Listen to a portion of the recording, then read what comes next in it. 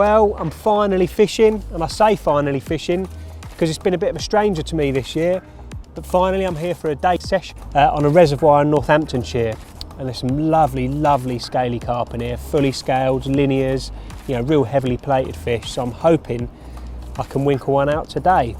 I arrived yesterday, baited up with sort of 20 spoms of tiger nuts and triple X. There's lots of bream in here, so I'm using whole baits. And then arrived this morning about 4 o'clock, flicked 2 rods out, and a couple of fish have showed since, so things are looking good. So I'm here today to show you some tactics on catching on short sessions, and hopefully I'm going to have a fish to show you as well.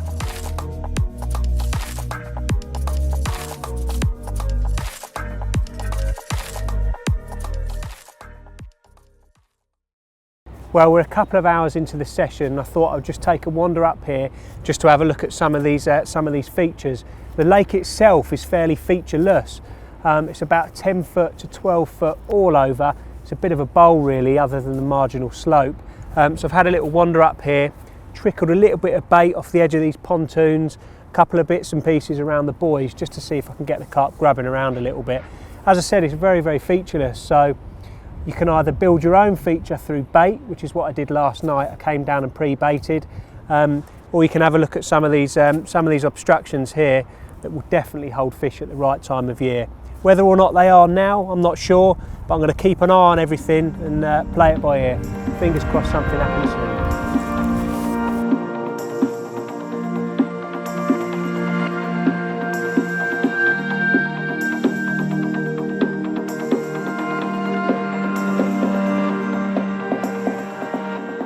Well, I've just had a little flick about with a little deeper pro to see if I can see if there's any fish around, and I cast about, I don't know, 50-60 yards out in this little bay sort of area here, and it was pinging up with all sorts of fish.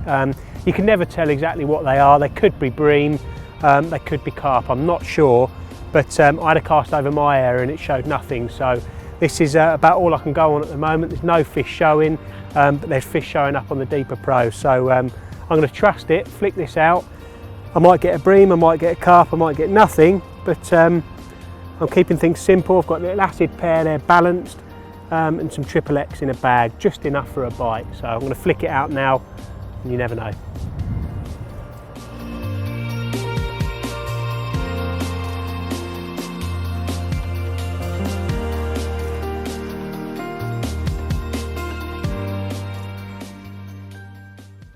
Well, I got a bit of itchy feet, so I took a little look up by the pontoons, and whilst Alex and I were standing there, a fish showed right next to them, so that's good enough for me. That's all I've seen for quite a while now.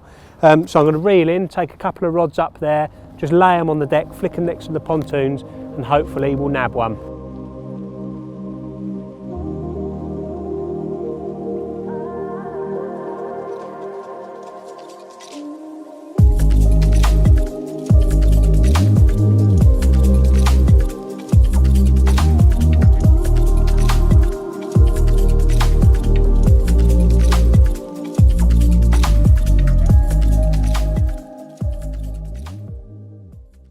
Well, since I last spoke, I managed to catch a bream on one rod that was next to that pontoon, and then I had another funny take, hooked into something. It was just grating on some chains or something, and unfortunately came off. So I'm hoping that's not the only chance I'm going to get. But in the meantime, I'm just going to talk to you a bit about the bait that I'm going to be using, or have been using. Basically, I've kept things very simple. There's a lot of bream in here, lots of roach, that sort of stuff. So I'm using boilies and tiger nuts to hopefully deter them. To that, I'm giving it a real boost of attraction. I'm adding some liquid GLM extract, which goes really well on the Odyssey Triple X. It gives it a real salty, fishy sort of smell, aroma and taste. Really good gear. And then I'm also putting some smoked salmon oil in as well.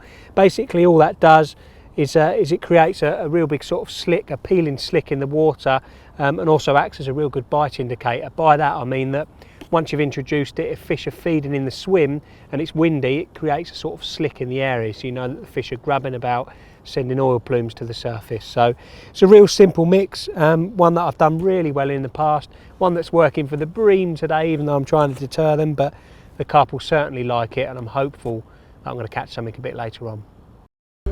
the rod was nearly ripped into the drink then, and I was just actually about to have a little afternoon siesta, and the rod bounced, the reel scraped along the concrete, and I'm in.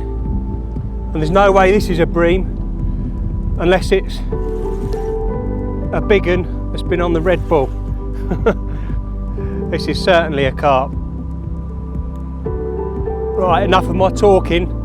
I'm going to just wander and get my net. I was actually just packing the rest of the gear away, thinking that it wasn't going to happen. And then bang.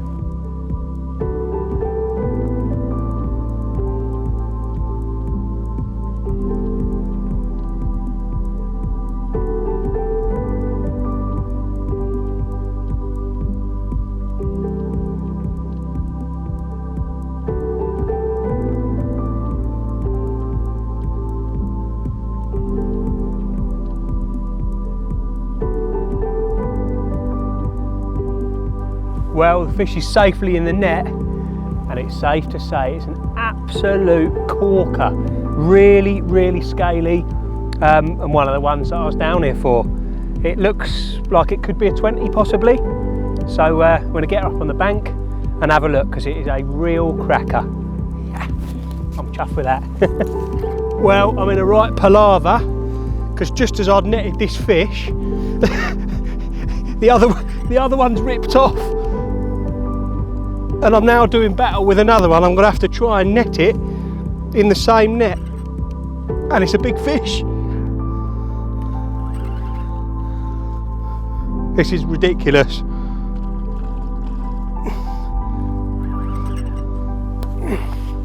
Absolutely ridiculous.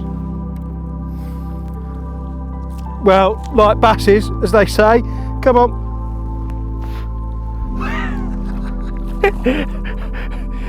Two awesome carp in the same net.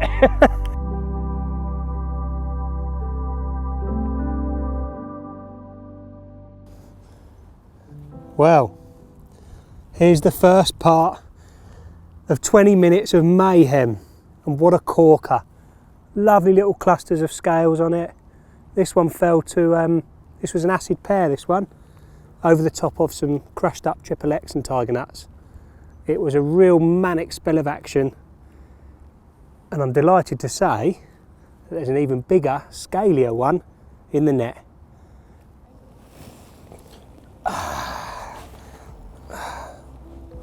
Oh, well, how about that for a fat character? Look at the size of its scales. Absolutely incredible. I am well chuffed with that one. 25 pounds on the nose, scales like sovereigns of gold. I am delighted. An absolute cracking mirror. Time to slip her back.